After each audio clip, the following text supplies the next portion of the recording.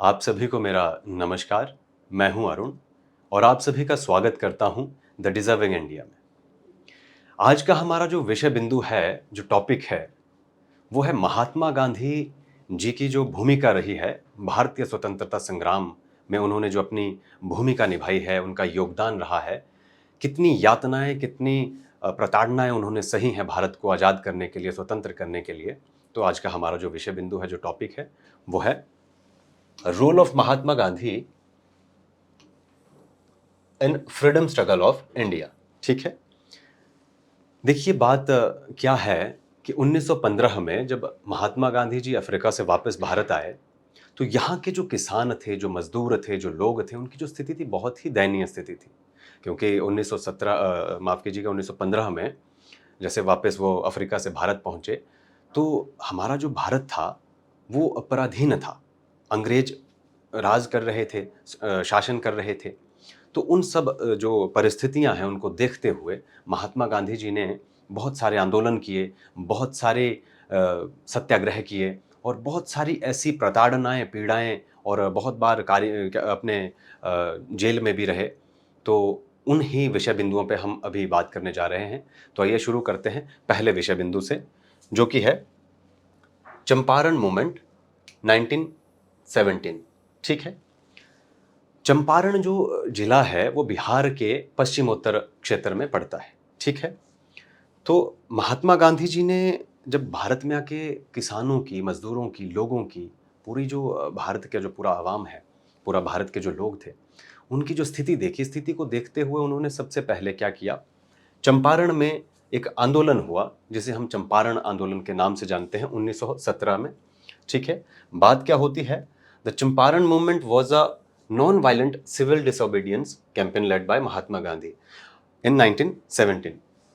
1917 में महात्मा गांधी ने इस आंदोलन को शुरू किया, चलाया। ठीक है। और एक किस तरह का आंदोलन था, ये नॉन वायलेंट सिविल डिसोबीडियंस था। मतलब देखिए, महात्मा गांधी जी जो हैं वो हिंसा के बहुत खिलाफ थे। तो ये नॉन वायलेंट जो है अपना मूवमेंट था। ये कहाँ पे पड़ता है, जैसा मैंने बताया आपको कि चंपारण जो डिस्ट्रिक्ट है वो कहाँ पड़ती है, बिहार में पड़ती है, बिहार के पश्चिमोत्तर क्षेत्र में। ठीक है। The movement was a response to the British government's exploitation of poor farmers who were forced to grow indigo under an oppressive system of sharecropping. अब देखिए क्या बात हो रही है, ऑपरेसिव सिस्टम था। ठीक है। मतलब बहुत दमन हो रहा था, जो किसान थे उनका बहुत दमन हो रहा था, बहुत शोषण हो रहा था। ठीक है। उनका क्या हो रहा था, एक्सप्लॉइटेशन हो रहा था। वो जो गरीब जो किसान थे, ठीक है, खेतीहर जो मजदूर थे, उनका बहुत शोषण कर रही थी जो अंग्रेज सरकार थी। ठीक है। तो उसी ही परिस्थिति को देखते हुए महात्मा गांधी जी ने चंपारण आंदोलन शुरू किया था। ठीक है। और उन्हें जो है तो क्या किया जाता था, फोर्स्ड किया जाता था, उन्हें बहुत मजबूर किया जाता था कि वो नील की खेती करें। अब देखिए, जो इंडिगो है, जो नील है, उस समय, उस वक्त में क्या होता था कि अपना पूरे भारत में सबसे ज़्यादा जो है तो पहले अपना बंगाल और दूसरे नंबर पे बिहार में नील की खेती की जाती थी, मात्र दो ही जगह पे। ठीक है। तो उन्हें बहुत मजबूर किया जाता था कि वो नील की खेती करें। ठीक है। Gandhi was invited by local leader Rajkumar Shukla. अब देखिए, राजकुमार जो शुक्ला हैं, जो नाम दिया गया है, वो चंपारण के वहाँ के लोकल स्थानीय जो हैं, वो वहाँ के किसान थे, समृद्ध किसान थे, राजकुमार शुक्ला। उनके द्वारा महात्मा गांधी जी को वहाँ पे बुलाया गया और बुलाने के बाद जो है तो ये आंदोलन, जो अपना मूवमेंट है, शुरू किया गया। ठीक है। और बात करते हैं आगे कि क्या करना पड़ा जब ये आंदोलन शुरू हुआ। उसके बाद finally in 1918 the British government was forced to establish an inquiry into the matter, which led to the abolition of the indigo system and the reduction of taxes of farmers। ठीक है। जब ये आंदोलन हुआ, आंदोलन होने के बाद जो परिस्थितियां, बाद में इनके जो परिणाम सामने आए, तो जो ब्रिटिश जो गवर्नमेंट थी, उनको क्या करना पड़ा, जो कर लगाए गए थे किसानों के ऊपर, बहुत सारे, लगभग 40 से 42 इतने कर लगाए गए थे, जो बहुत ही बुरी तरह के और बहुत गलत तरीके से उनका शोषण करके उनसे जो है तो कर वसूल किया जाता था। तो अंग्रेज सरकार को क्या करना पड़ा कि ये जो चीज़ें थी, जो कर थे और उनका जो बहुत शोषण हो रहा था, उसमें उनको फिर ध्यान देना पड़ा और चीज़ें बेहतर होना शुरू हुई। चंपारण आंदोलन के बाद। ठीक है, अब बात करते हैं अगला जो आंदोलन हुआ 1917 में चंपारण आंदोलन हुआ। 1918 में फिर क्या होता है कि खेड़ा मूवमेंट। ठीक है, खेड़ा जो है वो गुजरात में पड़ता है। 1918 में खेड़ा जो मूवमेंट है वो शुरू हुआ। आइए जानते हैं इसके बारे में। The Kheda movement was a non violent civil disobedience campaign led by the Mahatma Gandhi in 1918 in the Kheda district of Gujarat, India. अब देखिए, नॉन वायलेंट जो शब्द है वो बार बार, इसका जो रिपीटेशन है वो बार बार हो रहा है।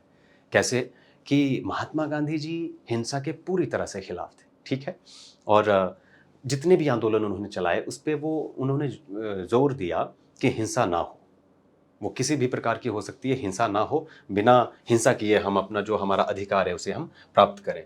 तो 1918 में महात्मा गांधी जी ने क्या किया, खेड़ा आंदोलन, डिस्ट्रिक्ट जो गुजरात में पड़ता है खेड़ा, वो शुरू किया। ठीक है, आगे क्या होता है कि the movement was a response to the British government's decision to impose a tax on the poor farmers of Kheda. फिर से वही बात हो रही है, जो मतलब अंग्रेजों ने क्या किया था, अंग्रेज जब आए थे उन्होंने क्या किया कि इस तरह की नीतियां बनाई, इस तरह की उनकी जो हम चालाकी कह सकते हैं, इस तरह की चालाकी उन्होंने खेली कि भारत के जो किसान थे, जो मजदूर थे, जो लोग थे, उनके ऊपर इस तरह के कर लगाए, इस तरह की नीतियां थोपी कि मजबूरी में लोगों को बहुत शोषण का सामना करना पड़ा। तो इसी में भी वही बात हो रही है कि जो taxes on the poor farmers of Kheda, वो जो वहाँ के जो किसान थे उनके ऊपर जो कर लगाए गए थे उनको कम किया जाए, उनको बिल्कुल बाहर किया जाए। इस तरह की जो परिस्थितियां बन रही थी उनको भारत से निकाला जाए, इस परिस्थितियों को, और भारत के जो किसान थे, जो खेतीहर मजदूर थे, जो लोग थे, उनको उनकी जो स्थिति थी उसको थोड़ा सुधारा जाए, उसमें सुधार लाया जाए और अपने भारत को आज़ाद किया जाए। ठीक है, बात करते हैं आगे क्या होता है। Gandhi urged the farmers to withhold payments of tax until their grievances were addressed. The British government responded with repressions, including the arrest of Gandhi and other leaders. अब देखिए क्या होता है यहाँ पे, खेड़ा जो आंदोलन हुआ उसमें महात्मा गांधी जी को जेल भी जाना पड़ा। ठीक है, तो बहुत ही प्रताड़नाएं उन्होंने सही, बहुत बार उन्होंने अंग्रेजों की गालियां खाई, बहुत कुछ उन्होंने ऐसा सहा जो शायद एक आम इंसान नहीं सह सकता, तभी उन्हें राष्ट्रपिता की उपाधि भी दी जाती है। तो ये हमारा खेड़ा आंदोलन था। और खेड़ा जो आंदोलन था वो क्या है, significant milestone in India struggles for independence from British colonial rule. अब देखिए, जो ये अपना खेड़ा आंदोलन हुआ, एक माइलस्टोन के रूप में इसने काम किया। ठीक है, जो अपना अंग्रेज भारत में आए हुए थे, जो कॉलोनियल जो ब्रिटिश रूल था भारत में, उस समय पे खेड़ा आंदोलन ने एक बहुत अहम भूमिका निभाई भारत की स्वतंत्रता के लिए। ठीक है, बात करते हैं अब हम अहमदाबाद मिल स्ट्राइक जो 1918 में हुई। ठीक है, अब देखिए खेड़ा आंदोलन भी 1918 में ही हुआ, और उसके बाद क्या होता है, जो अहमदाबाद में मिल स्ट्राइक होती है 1918 में। आइए जानते हैं इसके बारे में थोड़ा। Again in 1918 Gandhi used his weapons of hunger strike. देखिए उनका जो वेपन था, जो उनका जिसको हम शस्त्र कह सकते हैं महात्मा गांधी जी का, वो क्या था, भूख हड़ताल वो करते थे, हंगर स्ट्राइक करते थे। ठीक है, तो ये बहुत ही महत्वपूर्ण बात भी है, रोचक बात भी है। एंड सत्याग्रह एंगेज थे इंडस्ट्रियल ओनर्स। अब इंडस्ट्रियल जो ओनर्स थे उनके खिलाफ उन्होंने क्या किया, सत्याग्रह किया। ठीक है, किस तरह का, हंगर स्ट्राइक शुरू करके, वेपन उनका क्या था, हंगर स्ट्राइक था। The region and experienced a heavy monsoon which destroyed the crops and plague. अब क्या हुआ कि उस समय जो मौसम था उसने क्या किया, वहाँ की जो फसलें थी, जो लोग जो खेती कर रहे थे, मजदूर जो खेतीहर जो किसान थे वो खेती कर रहे थे, जो फसलें थी वो मानसून की वजह से क्या हो गई थी, खराब हो गई थी। तो वो बात यहाँ पे हो रही है। अब आगे क्या बात है कि it took more than 10% of lives in Ahmedabad, seeing the condition of the workers, the owners of employers grants the plague bonds to the workers to support their livelihood. अब क्या बात हो रही है कि अगर सीधी सी बात है, साधारण सी बात है कि अगर खेती, कोई भी खेती करेगा, कोई आम की कोई भी जो भी खेती करेगा, अगर मौसम साथ नहीं देगा, उसने जो खेती, जो फसल जो उसने बोई है, अगर वो सही नहीं होगी तो क्या होगा, उसकी जो आजीविका है उस पर बहुत बुरा असर पड़ेगा, उसको बहुत कठिनाइयों का सामना करना पड़ेगा। तो वही स्थिति उस समय वहाँ पे थी। ठीक है, तो perhaps after the epidemic was over the employees stop the bonus. अब देखिए क्या है कि शायद या वहाँ पे जैसे अपना जो एपिडेमिक है जैसे वो ख़त्म हो गया तो उसके बाद एम्प्लॉयज़ का जो बोनस है वो भी क्या हो जाता है, बंद हो जाता है। तो ये बात थी अपनी अहमदाबाद मिल स्ट्राइक की जो कि 1918 में हुई। अब बात करते हैं सत्याग्रह अंगेंस्ट दी रिवोल्ट रॉयल एक्ट 1919, ठीक है, जिसे हम काला कानून के नाम से भी जानते हैं, रॉलेट एक्ट, ठीक है। तो क्या बात होती है, 1917 में एक सेडिशन कमेटी बनाई जाती है, justice Sydney Rowlatt, to curb revolutionary activities and investigate the seditious conspiracy. अब 1917 में एक क्या किया जाता है यहाँ पे, देखिए कमेटी का गठन किया जाता है 1917 में, किसके नाम पे, जस्टिस सिडनी रॉलेट के नाम पे। किस चीज़ को क्या करने के लिए, जो अपना क्या है यहाँ पे बात कही गई है, रेवोल्यूशनरी एक्टिविटीज़ जो थी और इन्वेस्टिगेशन थी उसकी जांच के लिए क्या किया जाता है, कमेटी बनाई गई। कब बनाई गई, 1917 में बनाई गई, ठीक है। और उसके खिलाफ फिर सत्याग्रह किया रॉयल एक्ट के खिलाफ 1919 में, किसने, महात्मा गांधी जी ने। तो चलिए थोड़ा सा जानते हैं इसको आगे कि गांधी जी ने क्या किया। Gandhi ji called it the black act. जैसा मैंने अभी कहा कि जो रॉलेट एक्ट था उसे महात्मा गांधी जी ने क्या कहा, काला कानून उसे कहा। क्यों कहा, आइए जानते हैं। And launch the satyagraha against the act, it involved fasting. देखिए इसमें क्या था, फास्टिंग था, प्रेइंग था और डिसोबेइंग लॉज, ठीक है।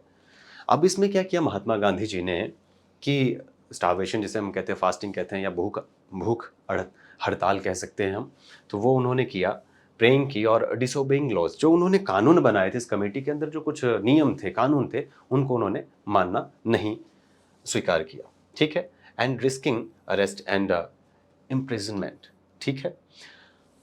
The satyagraha brought Gandhi to the centre of the Indian national movement. अब देखिए क्या होता है, इस सत्याग्रह से क्या होता है, गांधी जी कहाँ आ जाते हैं, Gandhi to the centre of the Indian national movement.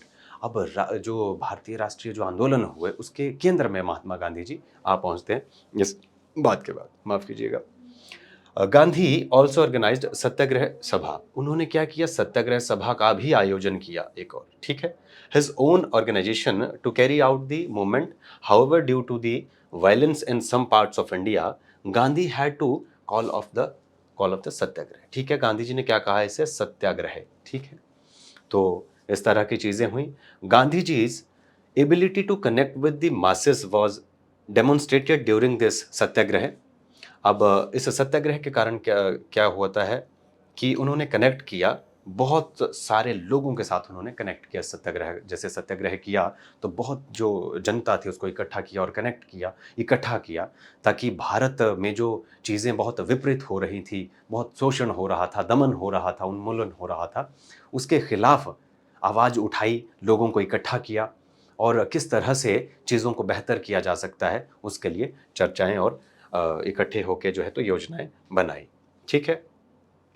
और अब आगे बात करते हैं, Gandhian ideology and methods for the freedom struggle were introduced to the Indian masses.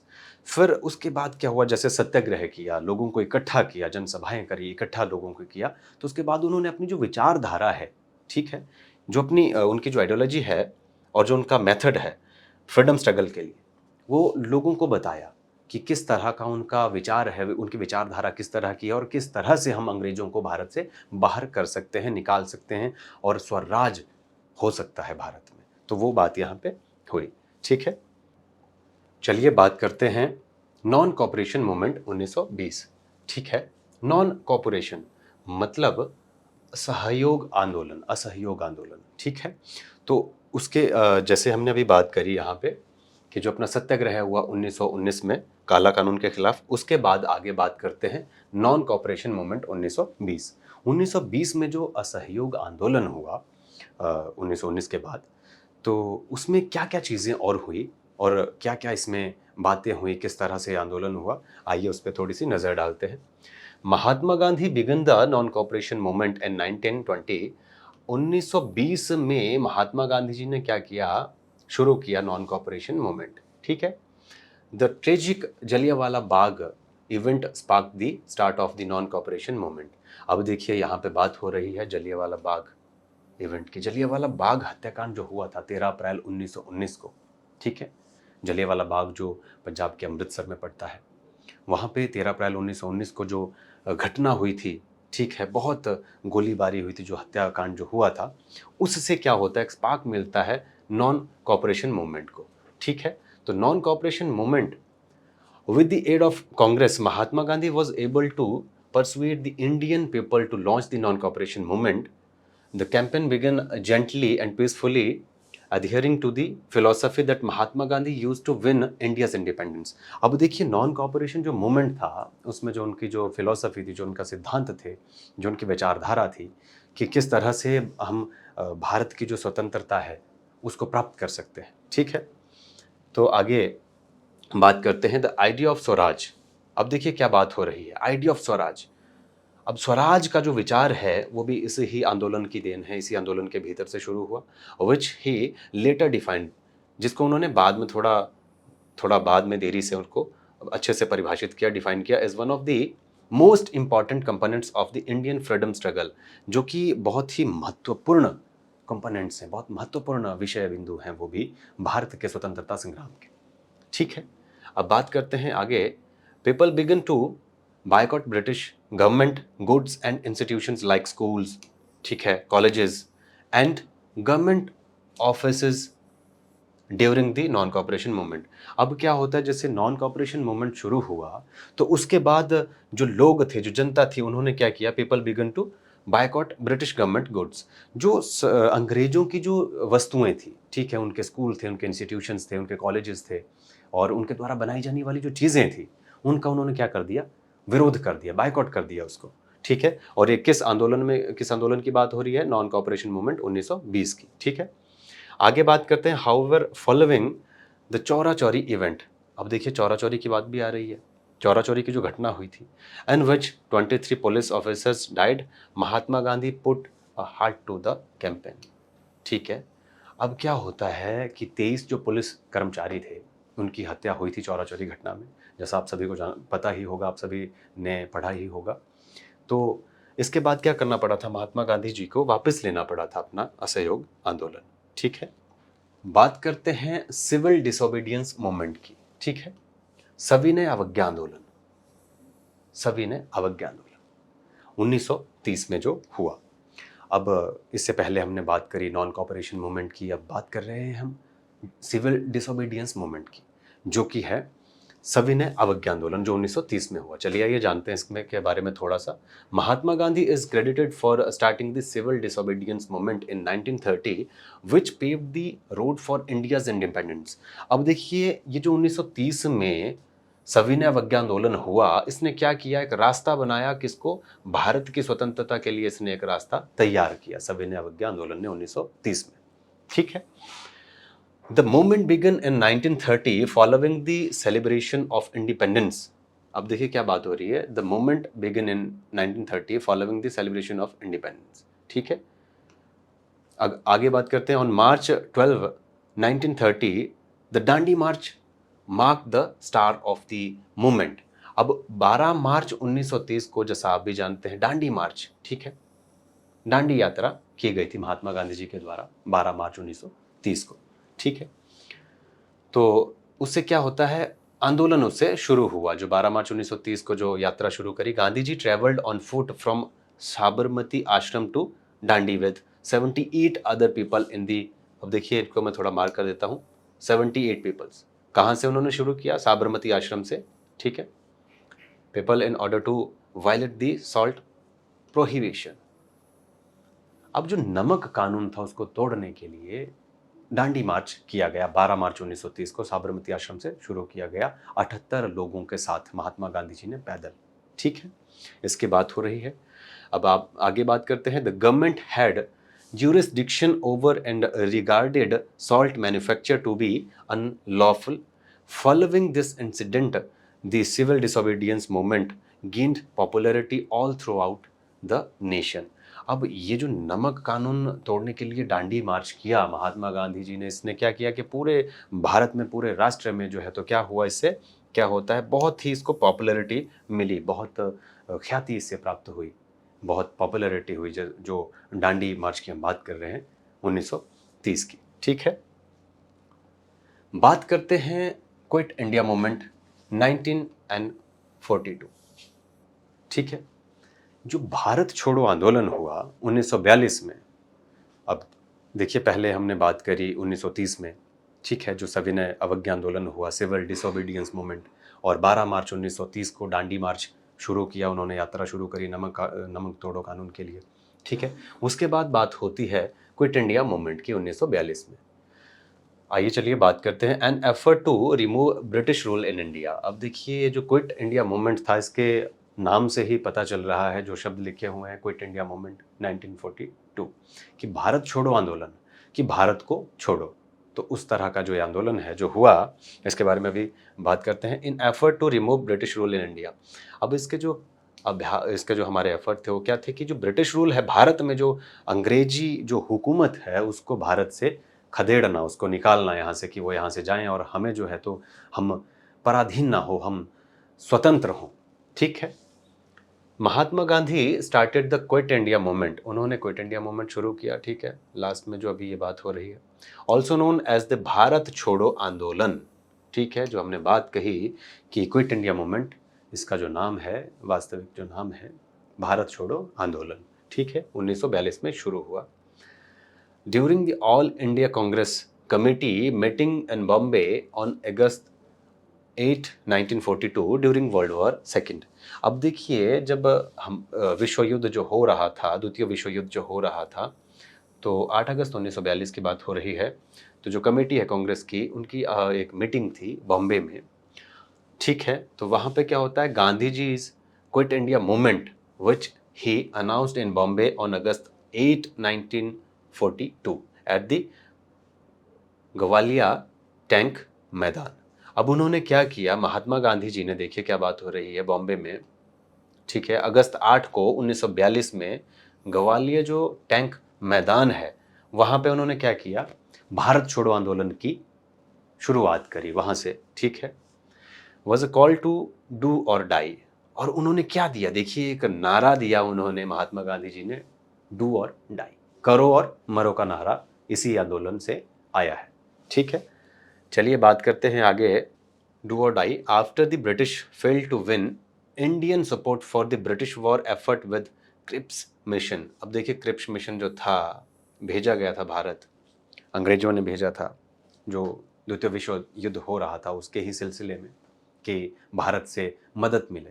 ठीक है, तो ये भी क्या हो जाता है, यहाँ पे उसको सपोर्ट नहीं मिलता है भारत का, जो क्रिप्स मिशन था। ठीक है, the movement was described as by far the most serious rebellion since 1857 by viceroy Linlithgow. ठीक है, तो ये बात हुई क्विट इंडिया मूवमेंट की। अब बात करते हैं कि महात्मा गांधी जी ने जो आंदोलन चलाए थे, कितने आंदोलन चलाए थे, कौन कौन से महत्वपूर्ण आंदोलन थे, जिनके बारे में भी हमने चर्चा करी है। तो देखिए सबसे पहले हमने किया चंपारण आंदोलन, जो 1917 में शुरू किया था। ठीक है, कहाँ पे, बिहार में। और दूसरे की हमने बात करी खेड़ा मूवमेंट जो हुआ था गुजरात में 1918 में। ठीक है, उसके बाद तीसरा आंदोलन महात्मा गांधी जी ने शुरू किया है, जो अहमदाबाद मिल स्ट्राइक हुई 1918 में। उसके बाद चौथे की हमने बात करी सत्याग्रह अगेंस्ट द रॉयल एक्ट, काला कानून जिसे हमने कहा 1919 में। फिर पांचवा जो हमारा आंदोलन हुआ महात्मा गांधी जी के द्वारा भारत स्वतंत्रता संग्राम के लिए, नॉन कॉपरेशन मूवमेंट 1920। ठीक है, और उसके बाद बात हुई सिविल डिसोबीडियंस मूवमेंट 1930 की, जो सविनय अवज्ञा आंदोलन हुआ 1930 में। और उसके बाद हमने बात करी क्विट इंडिया मूवमेंट 1942 की। तो देखिए 7 महत्वपूर्ण ऐसे आंदोलन थे जो महात्मा गांधी जी के द्वारा चलाए गए थे, भारत को स्वतंत्र करने के लिए, भारत की जो स्थिति थी उसको बहुत अच्छा करने के लिए, सुधारने के लिए, लोगों की, किसानों की, खेतीहर मजदूरों की, पूरी जनता की जो स्थिति थी उसको बेहतर बनाने के लिए उन्होंने बहुत ही कड़ी तपस्या भी कह सकते हैं हम इसे, बहुत कड़ी मेहनत करी, बहुत प्रताड़नाएं सही, जेलों में रहे, अंग्रेजों की बहुत गालियां खाई, बहुत सारे और भी आंदोलन किए। लेकिन महत्वपूर्ण जो आंदोलन हमने अभी जो बात करी है, जो 7 उन्होंने आंदोलन किए, जिनकी हमने अभी बात करी, तो मुझे आशा है कि आप सभी को आज का जो वीडियो है ये पसंद आया होगा और समझ भी आया होगा। तो आज के इस कड़ी में इतना ही। धन्यवाद।